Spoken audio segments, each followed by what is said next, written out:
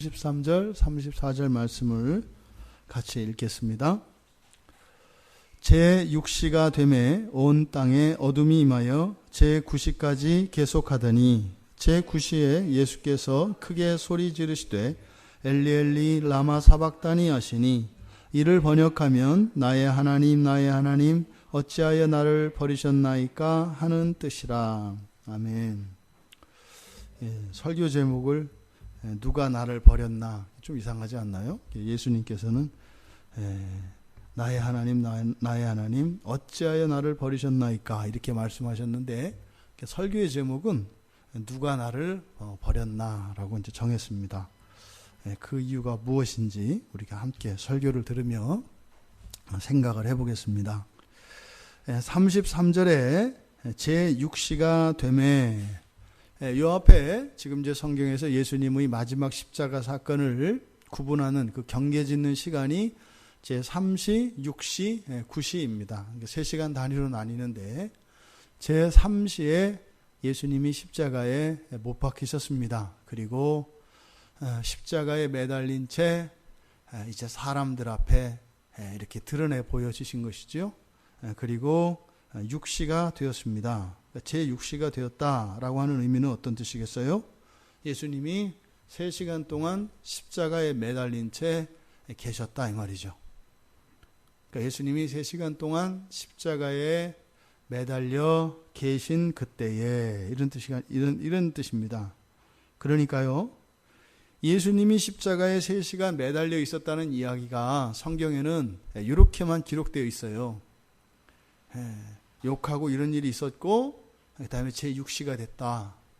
그러면 이 3시간의 기간은 즉 이 제6시가 되었을 때 예수님께서는 그 3시부터 6시까지 이 3시간의 기간이 어떤 시간이었겠는가.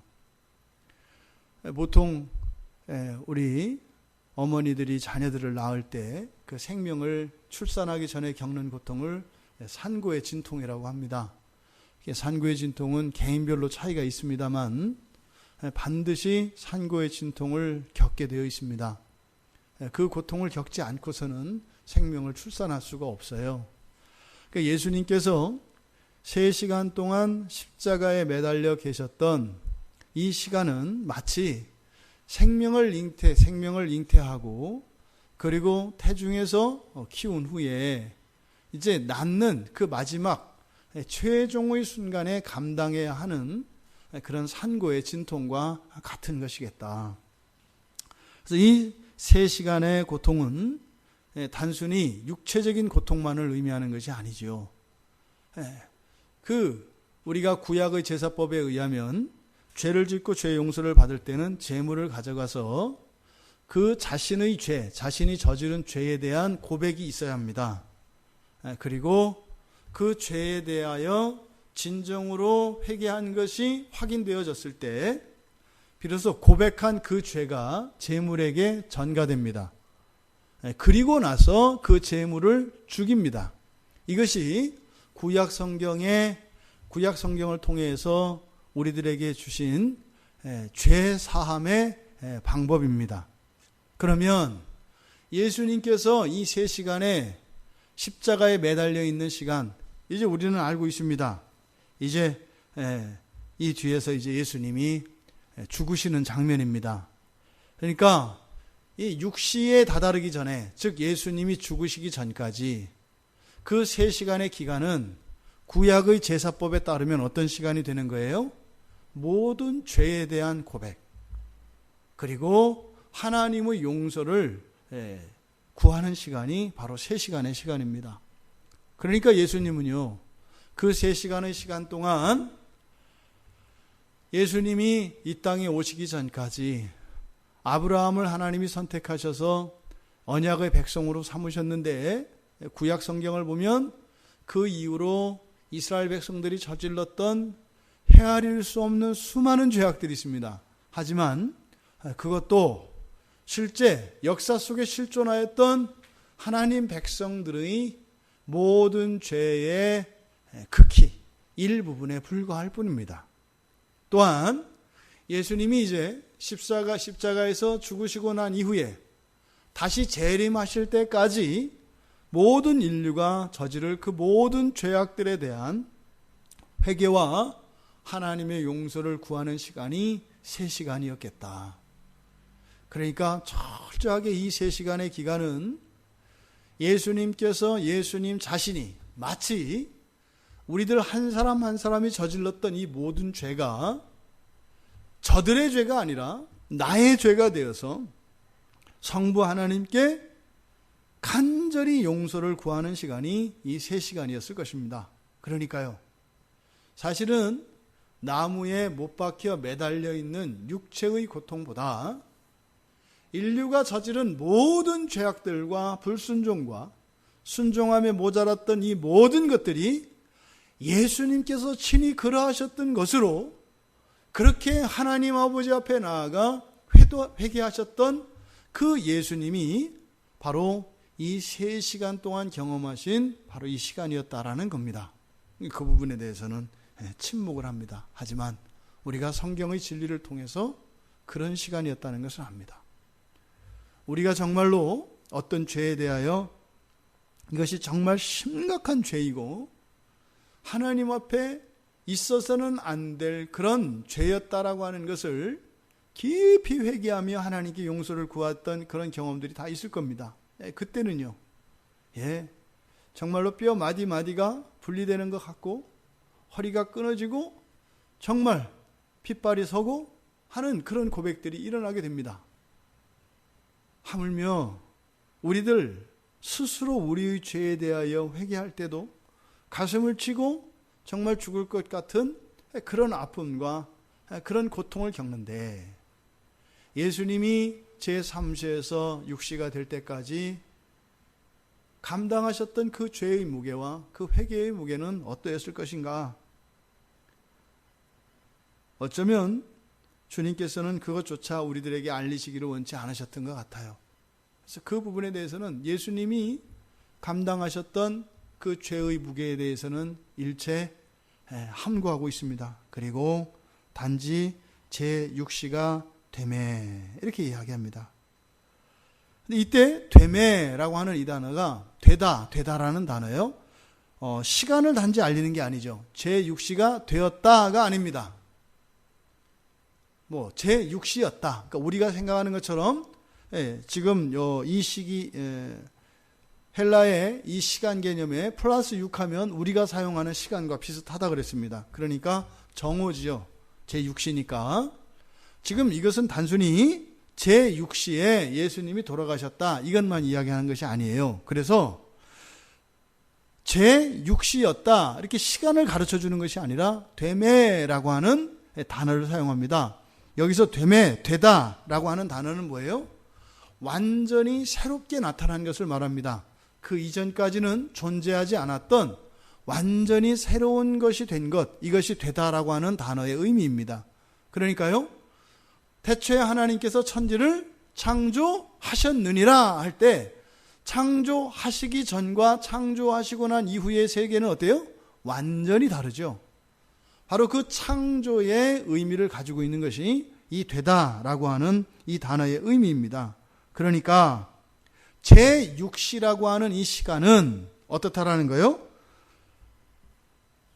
매우 특별한, 그리고 그 이전에는 존재하지 않았던 어떤 특별한 사건이 일어난 때다라고 하는 것을 지금 가르쳐주고 있습니다. 그러니까 제6시라고 하는 시간과 함께 사실은 그 시간보다 이때 일어나는, 즉 앞으로 소개하게 될 그 사건이 천지창조에 버금가는 아주 특별한 사건이다라고 하는 것을 마가가 여기에 암시하고 있는 겁니다. 그래서 제6시가 되매라고, 되다라고 하는 단어를 사용하고 있습니다.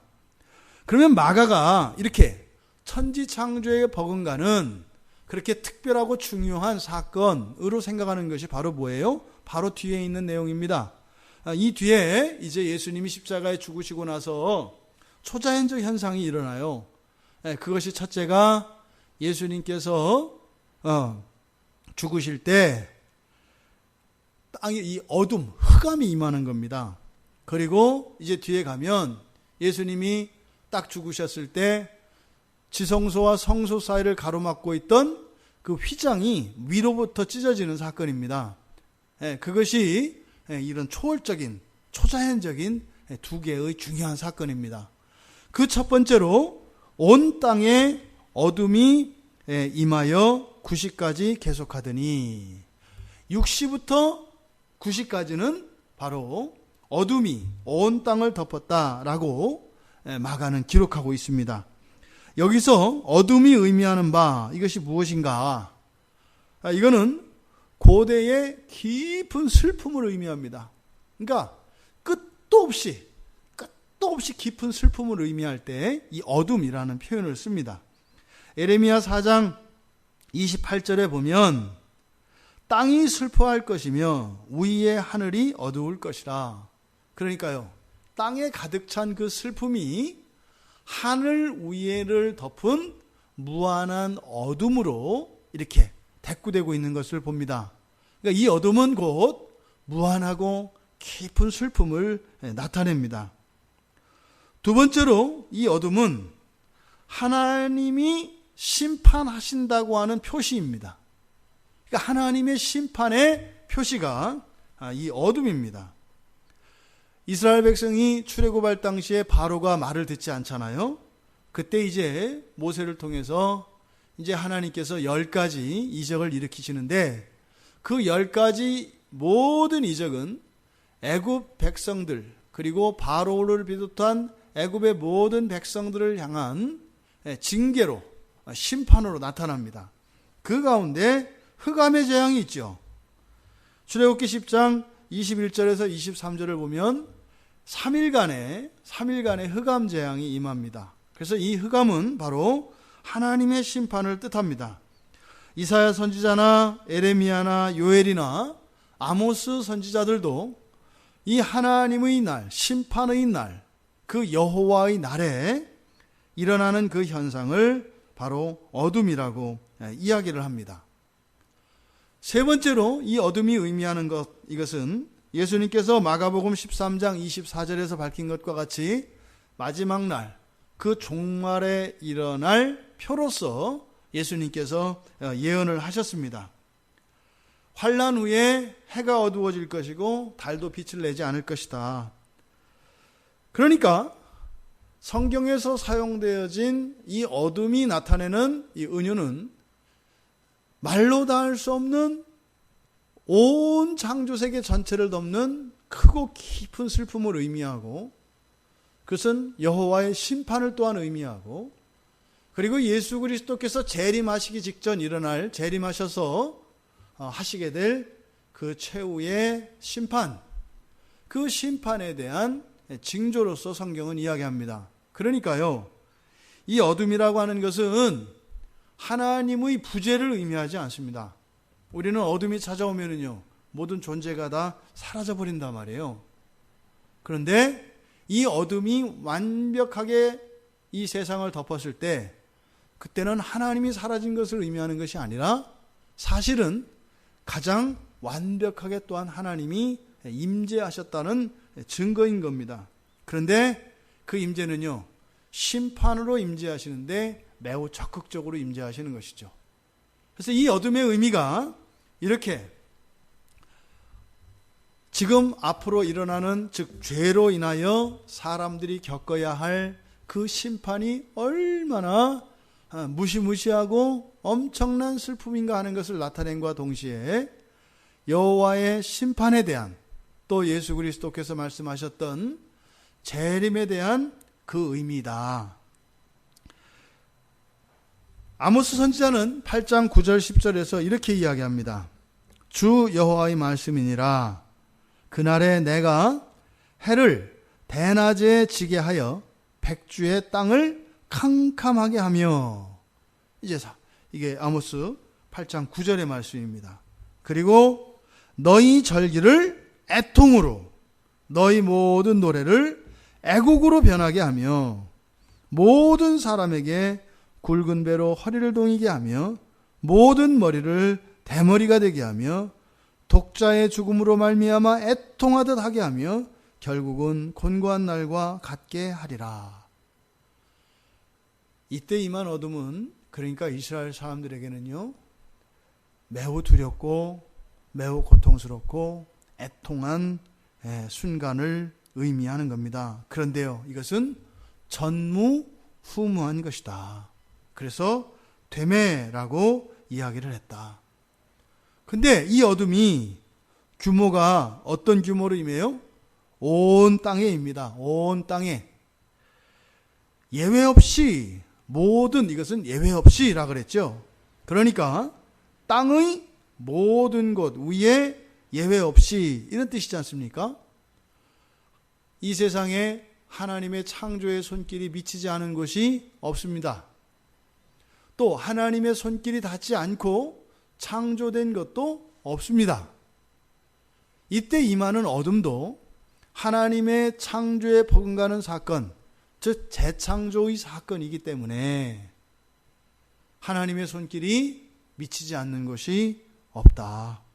그것을 여기서 온 땅에 라고 얘기하는 겁니다. 그렇다면요, 이 어둠이 의미하는 여호와의 심판은요, 미치지 않는 것이 없습니다. 예외도 없습니다. 그리고 어느 누구도 제외되지 않습니다. 또 어떤 죄 하나도 결코 간과되거나 덮이는 그런 일 절대로 일어나지 않는다는 겁니다. 반드시 모든 죄에 대해서는 심판이 일어날 것이다. 그것이 이 어둠의 규모가 온 땅이었다라고 하는 이 말씀 안에 들어갑니다. 여러분, 이것이 복음의 아래, 복음의 빛 아래 살아가는 우리들에게는 어떤 의미가 될까요? 이렇게 어둠이 온 땅에 임했다라고 하는 것은요, 이 세상 어느 곳에 있는 모든 죄악들이 하나님의 심판 아래 놓여 있다는 것을 의미한다고 그랬어요. 그러니까 이것이 복음적으로 우리는 어떻게 이해가 되어져야 될까요? 바로 예수 그리스도의 십자가 사건은 이 세상에 있는 모든 죄에 대한 대속이라는 거예요. 예수님이 대속하지 않으신 죄가 하나라도 남겨진 게 있다 없다? 없다는 의미다 이 말이에요. 온 땅에 어둠이 덮었다라고 하는 것은 모든 죄가 다 들춰졌다는 뜻이고, 들춰진 모든 죄에 대한 여호와의 심판이 임했다는 것을 의미하는데, 바로 속죄의 양으로서 십자가에 달려 죽으신 예수 그리스도가 바로 지신 그 죄의 무게, 죄의 규모가 어떻다라는 거예요? 이 세상에 있는 모든 죄, 남겨진 것 하나도 없이 모든 죄를 예수 그리스도께서 감당하셨다라고 하는 의미가 된다라는 것이에요. 이게 복음의 빛으로 그렇게 해석이 되는 거죠. 그 어둠이 제9시까지 계속되었다 이렇게 얘기합니다. 또 마찬가지로 3시간입니다. 그러니까 이것은 정화의 기간이라고 할 수 있어요. 마치 하나님께서 첫째 날부터 창조하시기 전까지 이 세상을 뒤덮었던 흑암과 같이 그 까마득했던 태고의 시간, 창세 전에 있었던 그 흑암의 시간을 여기에서는 이 3시간으로 압축하여 이야기하고 있습니다. 그러니까요, 창세기에서 이야기했던 천지창조의 기사가 동일한 구조로 반복되고 있는 것을 보게 됩니다. 이 어둠은 여호와의 심판이라고 그랬습니다. 그러니까요, 이 심판, 여호와의 심판이 3시간으로 이렇게 딱 기록된 것은 2가지 의미가 있을 것입니다. 첫째로는요, 한정된 기간이라는 것이에요. 여호와의 심판은 반드시 일어납니다. 모든 죄에 대한 심판은 반드시 일어납니다. 그런데요, 그것은 무한한 것이 아니라 한정되어 있는 기간입니다. 시작이 있고 끝이 있다 이 말이에요. 보통 우리가 이 세상을 살면서 겪는 신자들의 고난과 고통을 그렇게 한정적인 것으로 이야기합니다. 그래서요, 신자들이 살면서 겪는 어려움과 고난, 시련들은 터널에 비유하죠. 터널은요, 들어가는 입구가 있고 나가는 출구가 있습니다. 그 터널만 지나면 다시 빛을 보게 됩니다. 그런데 불신자들이 겪게 되는 이런 환난과 고난과 어려움은요, 그냥 무적행으로 떨어지는 시면의 늪으로 비유합니다. 거기는요, 들어가면 들어갈수록 어둠이 깊어집니다. 탈출구가 없습니다. 하나님의 심판은 끝이 나는 어둠입니다. 한정된 기간이다 이 말입니다. 그러니까요, 반드시 어둠이 지나고 빛이 나타나는 그 시간이 온다. 또 두 번째로는 태고의 흑암, 그러니까 태초에 있었던 그 흑암과 같이 바로 이 재창조에도 온 땅을 덮는 어둠이 3시간 동안 있었다라고 하는 이것은요, 반드시 겪어야 하는 과정이라는 것을 또한 알게 합니다. 이건 피할 수가 없어요. 그냥 없던 것으로 그렇게 되는 게 아닙니다. 그래서 우리가 한날 한날 순간순간을 우리가 정말 말씀의 빛, 복음의 빛 아래 성령을 의지하며 살아가야 하는 까닭은 우리가 살아왔던 우리의 모든 시간들은 사라지지 않기 때문입니다. 우리가 걸어온 길은 반드시 우리의 족적을 남기게 되어 있습니다. 물론 현재의 삶 속에서 우리를 거룩하게 하시는 성령의 작용으로 과거에 일어난 그 사건들의 의미와 가치가 얼마든지 변할 수 있습니다. 하지만 그 역사적 사건 자체가 변화되는 것은 아니다. 우리가 우리의 인생길을 되돌아보았을 때 우리의 발자국이 찍힌 그 영역들과 그 시간과 그 사건들 속에 후회 없는 삶을 살아야 하는 이유가 바로 그 시간들은 우리가 그저 건너뛰고 지나갈 수 있는 것이 아니기 때문입니다. 반드시 정화시켜야 하는 그 일들은 반드시 겪어야 하기 때문입니다. 그것을 누가 겪으셔요? 바로 예수 그리스도께서. 역사적으로는 2000년 전에 예수님께서 십자가에 못 박혀 죽으셨습니다만 마치 예수님의 십자가의 사건은 우리의 평생의 사건과 같이 우리들은 인식하며 살아가야 합니다. 예수님은 과거에 단번에 십자가의 죽으심으로 모든 죄의 문제를 해결하셨습니다만 그것이 우리들에게 적용되어지기까지는 우리가 저지른 모든 죄를 예수 그리스도께 드림으로써 그것이 우리에게 적용이 되기 때문에 단번에 이루신 그 구속의 일이 우리들 개인에게는 평생의 일로 우리들은 인식되어야 합니다. 여전히 우리 안에 해결되지 못한 죄가 있다면 바로 그 죄의 문제에 있어서는 아직 그리스도께서 십자가에서 죽으신 게 아니다 이 말이에요.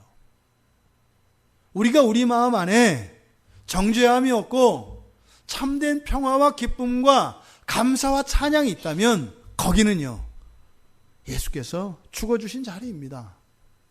근데 우리가 우리의 내면에, 우리의 삶의 영역에 어떤 부분은 그리스도 앞으로 나아가 그리스도와 함께 십자가에 못 박았습니다만 여전히 우리들이 붙들고 내놓지 않는 부분들이 있다 이 말입니다. 그 부분들은요, 아직 예수님이 죽지 않은 겁니다. 바로 예수님의 그 십자가의 의미가 우리들에게는 한평생이다, 한평생인 것처럼 우리가 인식을 할 때라야 그 십자가의 참된 능력과 그 십자가의 효과가 우리들에게 실제적으로 역사하게 되는 것입니다. 이 3시간의 어둠은 예수님께서 인류와 인류 세계의 모든 시간에 있었던 그 죄악을 다 지고 계신 그런 시간이었죠. 그래서 어쩌면 이 3시간의 어둠, 앞에 3시간의 십자가에 매달려 있는 그 산고의 진통, 그것이 어쩌면 이 마지막 3시간의 이 어둠을 향한 마지막이었을 것이고, 바로 이 어둠이 되었다라고 하는 이 의미는요, 죄에 대한 용서와 함께 하나님께서 새로운 창조를 일으키시는 매우 특별한 시간이 바로 이 어둠이라고 하는 것입니다. 그러니까요, 이 어둠에는 두 가지가 교차합니다. 한없는 슬픔과 고통이 있고요, 무한한 이별과 찢김이 있습니다. 그런데 그 시간은 또 무엇이에요? 또 다른 생명을 잉태하는 그런 시간이다라고 하는 것이죠. 예수 그리스도의 죽으심으로, 예수 그리스도의 무한한 찢기심으로, 예수 그리스도의 성자 하나님이신 예수 그리스도께서 성부 하나님과 영원한 이별을 경험하시는 이 세 시간의 어둠은 또 정말 하늘의 미랄이 썩어지심으로 많은 생명을 재창조시키시는 그런 시간이 이 세 시간의 어둠이라는 어둠의 의미이다. 그런데 이 세 시간의 어둠은 신자들에게 있어서와 불신자들에게 있어서 완전히 의미가 달라집니다. 불신자들에게 있어서 이 세 시간의 어둠은요, 이제 본격적인 지옥의 삶의 시작입니다. 예수 그리스도의 재창조 사건이라고 하는 것은 해피엔딩만을 의미하는 것이 아닙니다. 신자들에게 있어서는 더할 나위 없는 기쁨과 영광이겠습니다만, 불신자들에게 있어서는 사실은 이것은 이 세상을 살면서 겪었던 모든 고통들이 감히 넘볼 수 없는 극한의 고통이며, 또한 그것이 이제 죽음으로 나타나게 되는 것이죠. 그래서 이 세 시간의 어둠은 명확하게 갈립니다. 신자들과 불신자들의 영원한 운명이 갈리는, 판결나는 그 시간이라고 우리가 할 수 있을 것입니다. 제9시에 이제 3시간이 흘렀습니다. 그리고 예수님께서 제9시에 크게 소리 지르셨다. 여러분 생각해 보세요. 지금 3시간 동안 십자가에 매달리셨습니다. 그리고 3시간 동안 어둠이 왔습니다. 그때 예수님께서 십자가에 달려 계시던 6시간 중에 그 3시간, 그 3시간의 어둠이 임했을 때 예수님이 어떻게 하고 계셨을 것 같으세요, 여러분? 막 아프다고 소리 지르셨을까요? 만약에 예수님이 말씀을 하셨다면 성경에 기록이 되어 있을 것입니다. 그런데 가상칠언이라 그래서 예수님께서 전체 십자가에 매달려 계실 때 하셨던 말씀은 7마디 말씀뿐이에요. 그러면 어두움 가운데 있었던 그 3시간, 제6시부터 그 9시까지 어떤 일이 일어났을까요, 여러분? 우선 사람들에게는요, 아까 말씀드렸던 것처럼 신자들과 불신자들 사이에는 엄청난 대조가 나타나고요, 불신자들은 벌벌 두려워 떨며 그 하나님의 심판이 임한 것과 지옥을 체험하는, 하지만 그건 시작에 불과하는 그런 시간이었을 것이고, 신자들에게 있어서는 바로 그 3시간의 어둠, 이 어둠의 시간을 통하여 모든 죄에 대한 고백, 어쩌면 인생을 살면서 저질렀던 실수들과 아직까지 하나님 앞에 내려놓지 못하였던 모든 죄들에 대한 정직한 고백의 시간이었을 것이다. 그러면서요, 그때 하나님의 용서를 경험하는 시간이었을 것이다. 그리고 나서 이제 예수님이 죽으심으로 그 죄가 다 씻겨지는 것이니까요. 그 3시간의 시간이 지나고 제9시가 되었을 때, 그러니까 이때까지 예수님은 어떻게 하셨을 것 같아요? 정적이 흘렀을 것입니다. 마치 예수님이 죽었나 싶었을 것입니다. 고요했을 것입니다. 그런데 예수께서 크게 소리를 지르셨다. 이것은 매우 아주 갑작스러운 사건입니다. 여기서 크게 소리 지르셨다. 이거는 마치 그 소설에서 나오는 것처럼 그 가시나무 새의 마지막, 그 생명의 기운을 다한 마지막 절규였다. 이런 의미로 크게 소리 질렀다. 이렇게 말씀을 하신 거예요. 그러니까 3시간 동안 침묵을 지키시고 그 어둠 속에서 고요하셨던 예수님이 너무나 큰 소리로 예수님 몸 안에 있는 모든 생명을 동원하여 그 한마디의 소리를 외치는 것과 같이 매우 큰 소리로 침묵 속에서 외치셨다는 겁니다. 뭐라고요? 엘리 엘리 라마 사박다니. 원문대로 읽으면 엘리가 아니고 엘로이입니다. 엘로이. 엘로이 엘로이 람마 사박다니. 이게 헬라어 원문대로 읽으면 그렇습니다. 원래 이것이 아람어입니다. 그때 당시에 사람들이 사용하던 말이 아람어를 많이 썼어요. 헬라어도 썼지만 공용어로 쓰는, 로마 제국의 공용어로 쓰는 헬라어가 있었고, 또 이때 이 지방 사람들이, 이 팔레스타인과 고대 근동의 사람들이 또 일상적으로 많이 사용하던 말이 아람어입니다. 그래서 이 엘리 라마 사박다니라고 우리말 성경에 기록되어 있는 이 말은 아람어를 이렇게 번역한 것인데, 그대로 원문대로 읽으면 엘로이 엘로이 람마 사박다니 이렇게 됩니다. 이 뜻은 뒤에 나와 있는 그 번역 그대로입니다. 나의 하나님, 그러니까 엘로이, 이것이 나의 하나님이라는 뜻이죠. 엘입니다. 엘, 나의 하나님 이런 뜻이죠. 하나님, 나의 하나님, 나의 하나님 어찌하여 나를 버리셨나이까. 지금 여기서 우리말 성경에 사박다니 요 아람어 요것은 떠나다라고 하는 아람어 단어에서 유래한 말입니다. 떠나다. 영어에서도 뭐 leave 그러면 떠나다, 뭐 남겨놓다 이런 의미가 되잖아요. 그러니까 버림받다 뭐 이런 의미거든요. 그러니까 여기서 사박다니 그런 것은 버림받았다는 의미이고요. 또 여기서 우리말 번역에서는 어찌하여 이렇게 되어 있지 않습니까? 그러니까 뒤에 있는 나의 하나님 어찌하여 나를 버리셨나이까, 이거는 헬라어를 번역한 거고요. 앞에 있는 엘리 라마 사박다니 이것은 아람어를 적어놓은 거예요.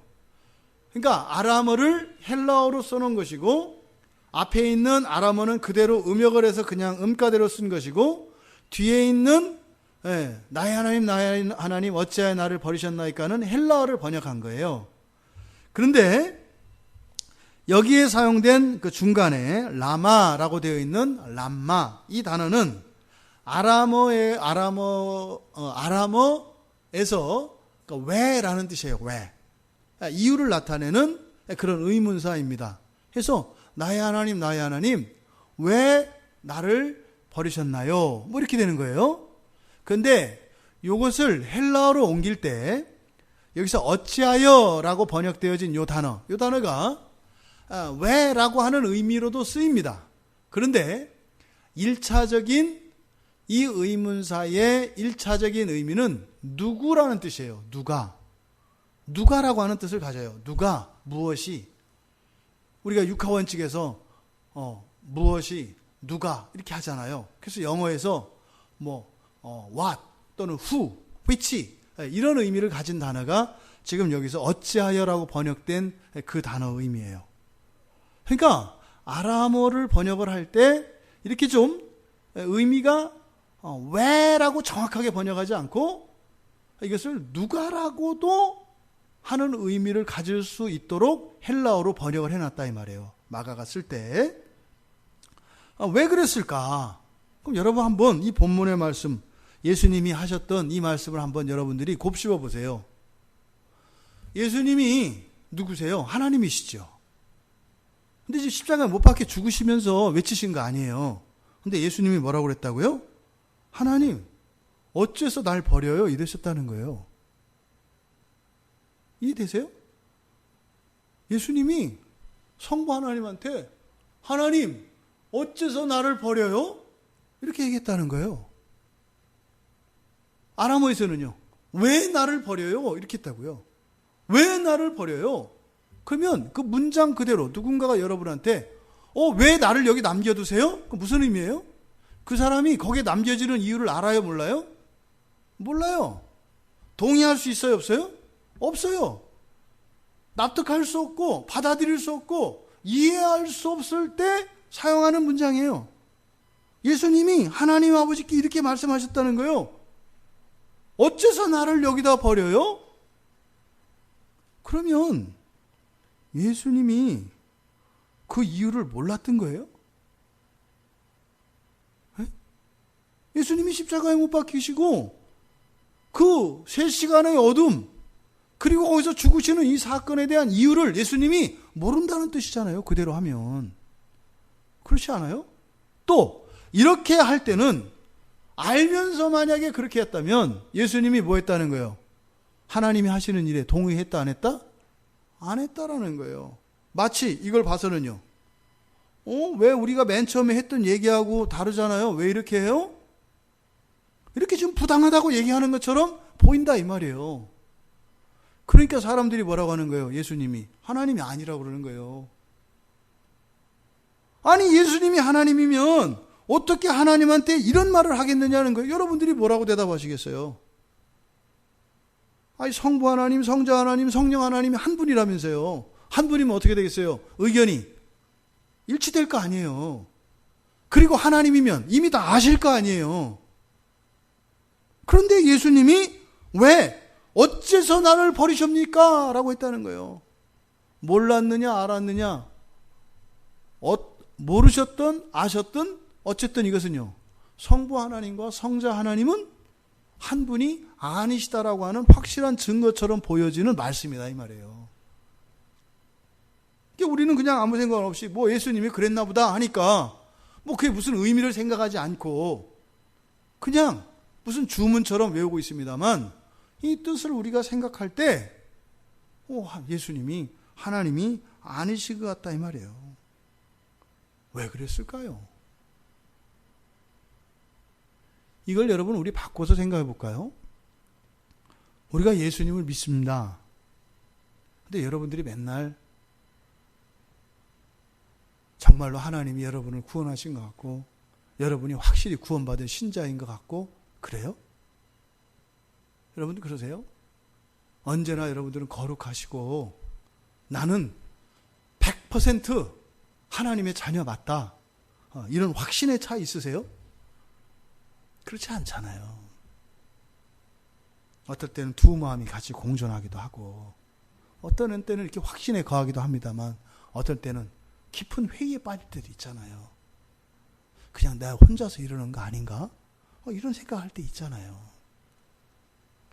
예수님의 이 말씀은 여러 가지 의미가 있겠습니다만 하나님이신 예수께서도 이 죄의 문제 앞에 마치 하나님과 성부 하나님과 성자 하나님이 전혀 다른 존재인 것과 같이 말씀하고 계시는 이 장면을 통해서 이것이 장차 이 세상을 살아간 그리스도인들의 인생 가운데 무엇이 경험되어지는 것인가를 보여주는 것이고 또 하나 두 번째로는 여기서 예수님이 이제 죽으시는 것은 이별을 뜻합니다. 분리를 뜻합니다. 생이별, 생찢김을 의미하는 것이죠.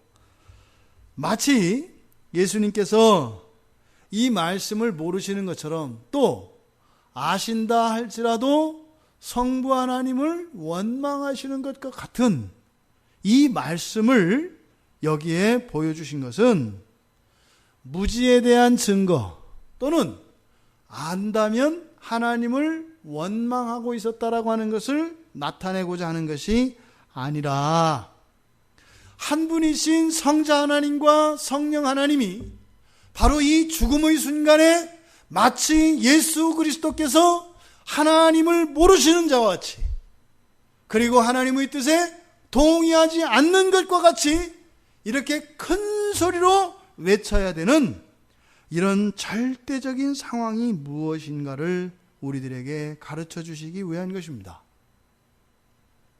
마지막 순간에 이 세상을 살다가 그 마지막 심판대에 서는 사람들 가운데 예수님이 지금 십자가 도상에서 하신 이 말씀을 외치는 자들이 있을 것입니다. 나의 하나님, 나의 하나님 어찌하여 나를 버리십니까? 라고 외치는 사람이 반드시 있을 것입니다. 누가 그렇게 할까요? 바로 예수님은 지금 죄인으로서 하는 고백이에요. 예수 그리스도를 믿지 않는 자들은 마지막 예수 그리스도께서 재림하시고 심판을 하실 때는요, 예수 믿지 않는 사람이 없어요. 다 믿어요, 다. 성경 말씀을 믿지 않는 사람은 없어요. 다 믿어요, 다. 이 말씀 모르는 사람 아무도 없어요. 다 알아요, 다. 성부, 성자, 성령이 한 분이라는 거 모르는 사람 아무도 없고, 믿지 않는 사람 아무도 없고, 하나님의 창조를 믿지 않는 사람 아무도 없고, 예수 그리스도께서 십자가에서 죽으신 사건이 인류의 모든 죄를 대속하기 위한 것이었다는 것을 믿지 않는 사람이 아무도 없어요.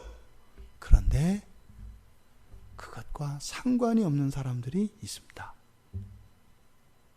그 사람들은 예수님이 하셨던 이 말씀을 하게 될 겁니다. 우리가 이 세상을 살면서 예수를 믿든 믿지 않든 하나님은 다 나의 하나님입니다. 불교 신자가 됐든 무당이 되었든 아니면 무신론자고 유물론자가 되었든 모두 다 그날에는 하나님 앞에 고백합니다. 나의 하나님이라고. 그런데 어떤 사람은 그 순간에 하나님을 찬양할 것입니다. 그런데 그 순간에 어떤 사람들은 나의 하나님 어찌하여 나를 버리시나이까? 라고 큰 소리로 외치게 될 것입니다. 예수님은 이 말씀을 통하여 예수님이 하신 이 말씀으로 다시는 이 말이 누군가의 입술에서 고백되지 않기를 바라시는 것입니다. 예수님 한 분으로 버림받는 것으로는 예수님 한 분으로 끝나기를 바라시는 것입니다. 그리고 예수님이 버림받으신 것은 완벽하게 버리심을 받는 것입니다. 조금 남겨두는 것이 아니에요. 완벽하게 버림받는 것입니다. 지금 이 순간만큼은요, 예수님이 조금 있으면 부활하실 거니까 부활할 걸 알고, 아니요. 이 순간은요, 부활이 없는 겁니다. 부활이 없는 거예요.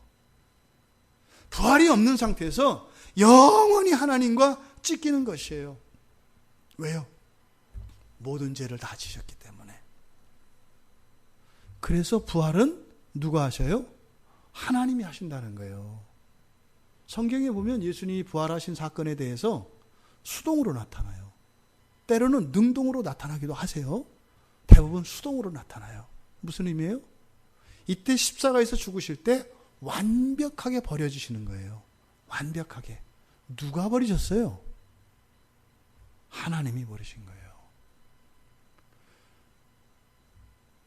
세 번째로 이 예수님의 이 말씀이 주신 의미가 바로 누가 누구를 버리셨다? 성부 하나님이 성자 하나님을 버리셨다는 것을 나타내는 거예요. 그래서 헬라어로 번역을 할 때 어찌하여 라고 하는 이 의문사를 사용함으로써 마치 어찌하여를 누가로 바꾸면 이렇게 돼요. 나의 하나님, 나의 하나님, 누가 나를 버렸나이까? 마귀가 예수님을 버렸어요? 누가 버렸어요? 성부 하나님이 성자 하나님을 버리셨다는 거예요. 그래서 헬라어 문장으로 이 말씀을 받을 때는 그런 뉘앙스가 있어요. 예수님은 누구로부터 버림받았다? 성부 하나님으로부터 버림받았다는 거예요. 여러분, 성부 하나님이 성자 하나님을 버리셨다면 우리는요, 우리를 버리는 게 뭐 큰 의미가 있을까요? 우리를 버리는 일에 하나님이 고민이 있을까요? 성자 하나님을 버리시는 성부 하나님이 이 땅에 회개하지 않고 예수 그리스도 앞에 돌아오지 않는 자들을 버리는 일에 망설임이 있으실까요? 없다는 겁니다. 여러분 말씀드렸죠? 우리 한국 기독교인들 가운데 기독교인들이 사용하는 그 말들 가운데 성경에 없는 말인데 사람이 지어낸 얘기를 성경처럼 쓰는 말이 있다고요. 뭐라 그랬어요? 한 영혼이 천하보다 귀하다. 큰 착각이에요. 성경 어디에 한 영혼이 천하보다 귀하다 그래요? 그러면 우리가 예수보다 귀해요? 지금 성경은 뭐라 그래요? 성부 하나님이 성자 하나님을 버렸다고 지금 써 있잖아요. 그런데 나는 안 버린다고요? 내가 예수 그리스도보다 성부 하나님과 더 가깝고 더 친밀하다고요? 망상도 그런 망상이 없죠. 어떻게 내가 영원히 버림받지 않을 거라고 그렇게 확신하고 그런 거짓된 복음 아닌 복음을 그렇게 복음처럼 이야기할까요? 오늘 성경은 분명히 이야기합니다. 성부 하나님이 누구를? 성자 하나님을 영원히 버렸다고요. 그 이유가 무엇입니까? 죄입니다. 죄가 얼마나 지독하고 하나님이 얼마나 미워하시는 것인지를 우리가 모르기 때문에 죄의 문제를 그냥 안이하게 생각하는 거죠. 그냥 하루 그냥 넘어가는 거죠. 그런데 예수님께서 나의 하나님 어찌하여 나를 버리셨나이까 라고 고백할 정도로 이 죄라고 하는 것이 얼마나 심각한 것인가 하는 것을 우리들로 하여금 깨우쳐 주시고자 하는 것입니다. 구약의 백성들에게는 우리의 행위로 말미암아 우리들의 유죄 무죄 여부가 가름이 납니다. 그런데요, 하나님의 계시가 완성이 되었고 복음이 복음으로 드러난 이 시대를 살아가는 우리들에게 죄인입니까? 의인입니까? 라고 하는 그 기준이 어디에 있습니까? 바로 예수 그리스도를 나의 주라 고백하며 예수 그리스도의 십자가가 나의 죄의 대속이었다라고 하는 이 그리스도의 대속의 사건을 믿는 믿음의 여부에 따라 죄인과 의인으로 갈리는 것입니다. 여러분, 예수를 버리신 하나님이 죄인들을 버리는 일은 조금 더 주저하지 않고 망설임이 없을 것이다. 우리 안에 있는 죄에 대하여 우리들이 스스로 다시 한번 우리들 스스로에게 경종을 울리고 각성시킬 수 있는 기회가 되기를 바랍니다. 또한 그것으로 우리가 정죄하거나 그것으로 인하여 두려워 떨지 않을 것은 우리의 죄의 문제가 우리 스스로의 노력과 행위로 인해서 고쳐지는 것이 아니라 용서를 받는 것이 아니라 그리스도 예수의 대속의 공로에 힘입어 그리스도 예수의 의가 우리에게 덧입혀지기 때문에 의인이 되는 것이라고 하는 이 복음의 의미를 바로 깨닫고 그 복음을 받아들임으로 그 마지막 날에 그 심판주로 오시는 예수 그리스도를 찬양하며 감사할 수 있는 우리 모두가 되기를 바랍니다. 또한 여러분, 살아있는 동안 우리는 그 고백을 해야 될 것입니다. 그 감사와 찬양을 마지막까지 참아 기다렸다 하는 것이 아니라 우리의 인생의 기간 동안 이렇게 우리의 구원을 감사하며 찬양하고 또 우리를 구원하여 주신 그 예수 그리스도의 은혜를 전하는 것입니다. 그게 전도죠. 나 예수 믿고 구원받았다. 내 삶의 형편은 요만요만하고 내 인격과 본성은 이러이러하지만 그런데 예수님의 의가 나를 덮어서 너희들이 볼 때는 볼품이 없는 것 같고 이 세상에서 쓰레기 같은 사람이라 할지라도 그리스도의 의가 나의 그런 모든 허물을 덮고던 아픔이 있어서 나를 의인 삼아 주셨다. 내가 요만큼 자랑할 만하고 내가 이러이러한 것들이 변화되었으니까 구원받은 것이 아니라 오히려 내가 더럽고 추악하고 죄인이면 죄인일수록 그리스도의 구원의 영광이 더 빛나는 거죠. 그것을 증거하는 것이 전도입니다. 용서받을 이유도 없고 자격도 없는 나임에도 불구하고 예수님이 내가 이 세상에 나기 전에 벌써 이전에 십자가에서 나의 모든 죄를 대신하여 그 죄의 심판을 받아주셨고 그리스도께서 가지셨던 그 신성의 무한한 의로 나에게 주셔서 내가 하나님 앞에 나아갈 수 있게 되었다. 이것을 전하는 자들이 바로 그리스도인들인 것입니다. 여러분, 우리들의 그 구원의 소식을 듣고 그렇게 주님 앞에 더 많은 사람들이 날마다 돌아오는 구원의 역사가 일어나기를 바랍니다.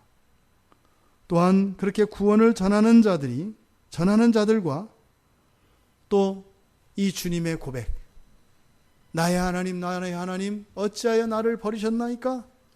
이 말씀을 통하여 완벽히 하나님으로부터 버림받으셔서 우리가 버림받아야 할 모든 죄의 심판을 다 받은 것임을 믿어 그리스도의 복음 앞으로 그리고 우리의 거룩한 삶을 위하여 예수 그리스도의 뼈아픈 온 우주를 가득 채울 만큼 큰 슬픔과 아픔이 오히려 우리들의 삶을 통하여 새로운 생명으로 그렇게 태어나는 그 일들이 날마다 우리의 삶 속에 고백되어지기를 주님의 이름으로 축원합니다. 말씀을 생각